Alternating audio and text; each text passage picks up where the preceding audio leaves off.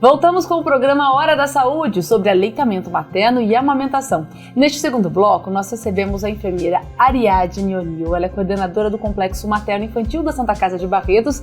Bem-vinda, Ariadne. Obrigada. E recebemos também a enfermeira Juliana Martins, que também integra o Complexo Materno Infantil da Santa Casa de Misericórdia de Barretos. Seja bem-vinda, Juliana. Obrigada pelo convite. Eu que agradeço a participação de vocês, a presença. Eu vi aqui que vocês trouxeram um bebezinho, né, de mentira. Também trouxeram os seios aqui para a amamentação, as mamas. Então, para a gente começar, eu queria que vocês falassem sobre como se preparar para a amamentação. Quando essa preparação deve começar? Então, Gláucia, é meio que um mito, né? Na realidade, a gente não se prepara para amamentar porque a mulher, ela já está pronta. Nós possuímos hormônios e todo o nosso organismo, ele durante a gestação, eu falo assim que é perfeito, né? Deus na sua criação colocou todos os pingos nos pontos dos is e essa parte hormonal, ela é toda pronta, já preparando a mulher para a amamentação.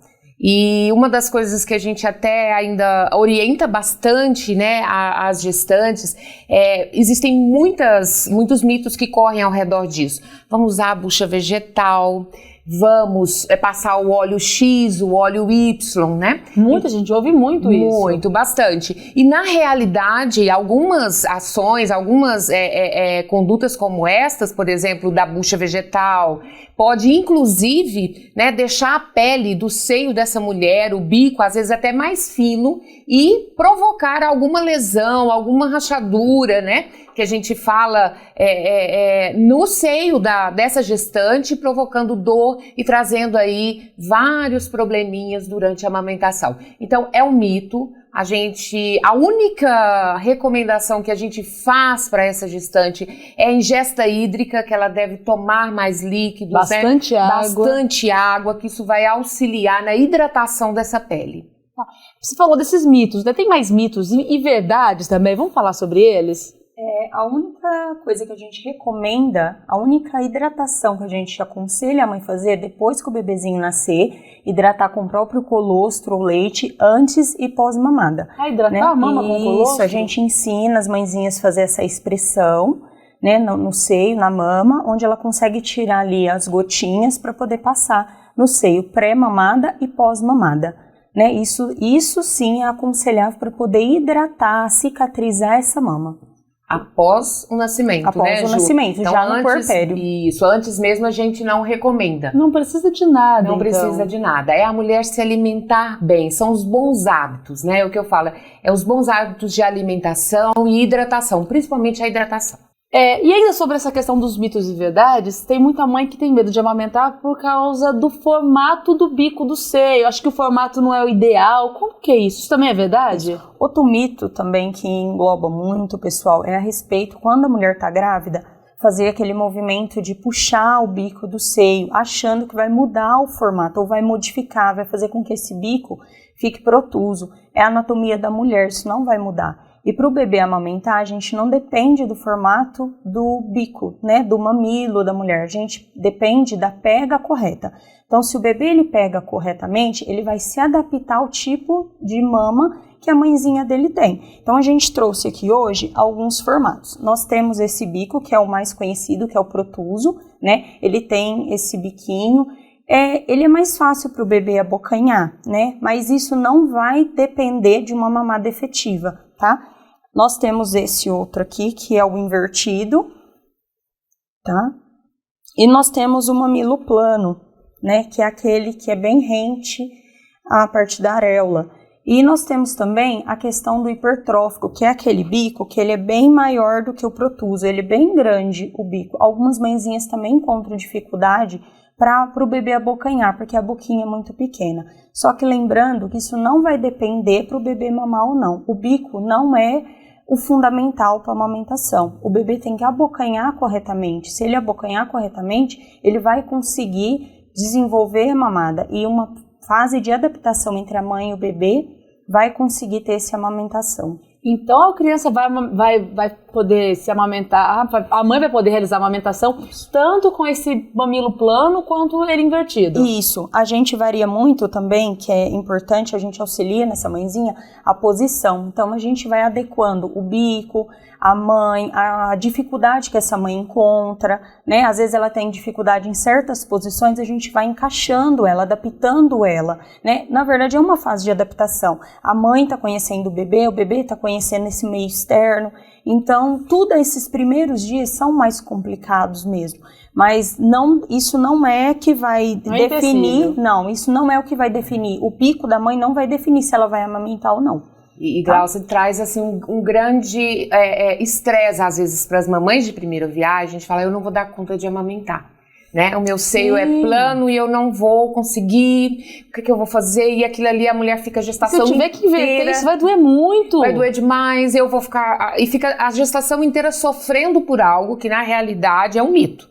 Não é porque eu tenho o bico grande ou que eu tenho o bico protuso que eu vou amamentar bem. Por quê? Porque no nosso seio, as glândulazinhas mamárias, que são os alvéolos que a gente tem, eles ficam aqui perto da auréola, tá? Do seio. Então é justamente como a Juliana falou, o importante não é o tipo do bico.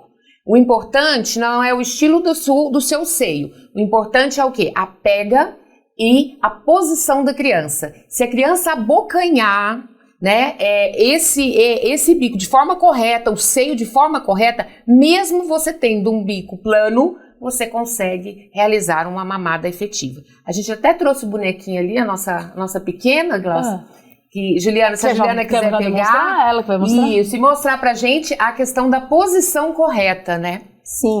Já vamos olhar, então já vamos nessa parte. Um mito muito grande é sempre quando a gente vai orientar as nossas mãezinhas, é que ela sempre tá com o bebê de barriguinha para cima e o pescocinho sempre virado pro lado da mãe para poder amamentar. Não o bebê de lado. Isso, na verdade, sempre a gente pede para seguir a linha do nariz, sempre tá na mesma direção que a barriguinha dessa criança.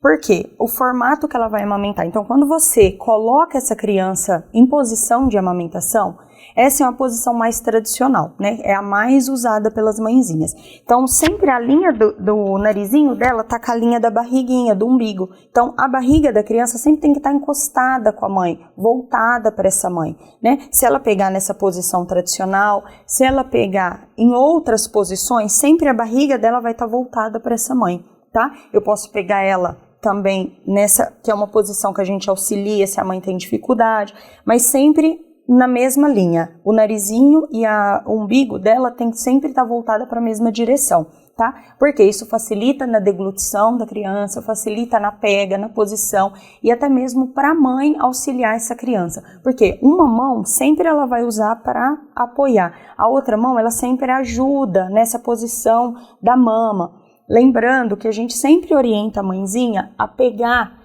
Um mito muito grande também, já falando disso, é a pega em tesoura. A maioria das mãezinhas pega assim, né? E isso a gente pede para não acontecer. Porque, como a Ariadna mostrou para vocês, as glândulas mamárias estão todas na extensão da mama. Então, o bico, a parte da areola, é só um transmissor, né, do leite. Então tá todo aqui. Se a gente faz essa pressão de tesoura, a gente está comprimindo os ductos que estão levando o leite da mama até o bebê. Isso, na verdade, para uma comparação. É como se eu pegasse uma garrafinha de água, colocasse um canudo e apertasse o canudo e pedisse para você sugar. Fica mais difícil. Isso, você vai fazer mais esforço para sugar. Então a gente sempre pede para a mãe fazer o quê? Apoia. Essa mão é mais para segurar o peso da mama, para auxiliar. Por quê? Para facilitar para a criança ficar só com a tarefa de sugar, né? Para ela não ter que conter o peso do seio. Então a mãe segura em C. Eu preciso apertar? Não, eu não preciso apertar. É um apoio mesmo, tá? Porque eu deixo toda a parte dos ductos livre, a parte dos alvéolos livres. A gente sempre tem aquela impressão que se eu apertar vai sair mais, né? Pelo contrário, se eu aperto, eu comprimo os ductos.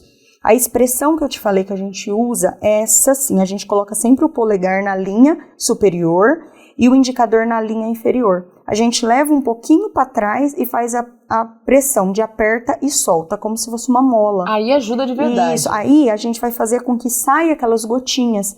Aí a gente passa essas gotinhas aqui toda nessa região areolar, tá? E no bico também. Isso faz com que a hidratação, mas na hora da mamada essa expressão não ajuda. Essa hidratação é feita então com o próprio leite materno? Isso, com o próprio leite. É a única coisa que a gente indica para hidratar o seio é o próprio colostro e o leite. Depois que o neném nasce, pré e pós-mamada. Olha só, e qual a importância da amamentação, Ariadne e Juliana, na primeira hora? Isso, é super importante. Antigamente, os hospitais, como que acontecia? A mulher ia para o centro obstétrico, ela tinha o seu neném, acontecia o parto, a criança então era separada da mãe, era feito todos os cuidados em um ambiente separado e só depois, quando ela estivesse lá no quarto, é que a criança ia amamentar. E na realidade, a hora que a criança está mais estimulada e que a mãe também está estimulada é logo após o parto. Então hoje o Ministério de Saúde já recomenda, e nós, inclusive, aqui em Barretos também já realizamos isso, é uma meta nossa e nós conseguimos em mais de 85% das nossas mãezinhas é a amamentação de primeira hora. Assim que a criança nasce, é feito o contato pele a pele. Essa criança é passada por debaixo dos campos cirúrgicos e ela vai até a mãe dentro da sala de parto e ali, então, ela tem a oportunidade já de começar o aleitamento materno. Ela já mama na primeira hora. Então é uma hora. Primeiro, Glaucia, a criança está mais estimulada, a mãe está mais estimulada. Como o doutor bem disse no primeiro bloco, né? A amamentação, ela vai estimular alguns hormônios, né? Dentre eles, nós temos a ocitocina. E esse hormônio também, ele vai causar no útero dessa mulher contrações, que é importantíssimo nesse momento para a gente evitar o quê? Sangramentos, por exemplo. Né? Depois que acontece o parto, esse útero precisa se contrair para que não haja um sangramento excessivo. Então nós temos aí o benefício para a mãe nesse momento. E cria-se o primeiro vínculo ali dessa criança, né? E é justamente agora, nós vamos comemorar no mês de agosto, o Agosto Dourado, que é o mês dedicado à amamentação. E por que o dourado? Justamente pelas qualidades de ouro que o leite possui. Nossa, é um momento fundamental essa primeira hora, fundamental e emocionante. E assim, a gente não faz, todo mundo, antigamente estava muito ligado à questão do contato pele a pele com parto humanizado. Então assim, se ligava muito ao parto normal, fazer o contato pele a pele. E não é isso, a cesárea também a gente tem condições de fazer essa humanização. Então hoje, aqui na Santa Casa, a gente consegue fazer isso tanto no parto normal como na cesárea. Então a gente deixa a criança em contato pele a pele, isso também é importante na colonização da criança, porque ela está no meio da mãe, então ela tem esse primeiro contato com a flora microbiana da mãe, que isso é importante também para ajudar na colonização e na imunidade da criança, né? Então isso vai auxiliar bastante. Além de que o cheiro também exala, então isso vai fazer com que estigue mais a criança. Né? Tanto na amamentação, no vínculo na mãe e bebê, por isso que a gente fala que essa é a hora de ouro, né? Que é muito importante. A gente não conseguiu fazer isso durante o parto, mas o momento mais rápido que a gente conseguir pôr essa criança para amamentar, a gente vai tentar pôr ela em seio materno, para estimular ela, isso vai ajudar até com que ela fique mais estimulada a sugar. Ajuda também a descida do leite, né? Então, assim, ela tem a descida do leite mais rápida, a criança desenvolve mais o sugar, essa questão da sucção. Então, é muito importante a gente estar trabalhando isso com essas mães. No programa de hoje, nós estamos falando sobre aleitamento materno, amamentação. Nós continuamos daqui a pouquinho com a enfermeira Ariadne, também com a enfermeira Juliana. A gente já volta daqui a pouquinho. Elas vão responder as principais dúvidas enviadas pelos telespectadores. Continue aí.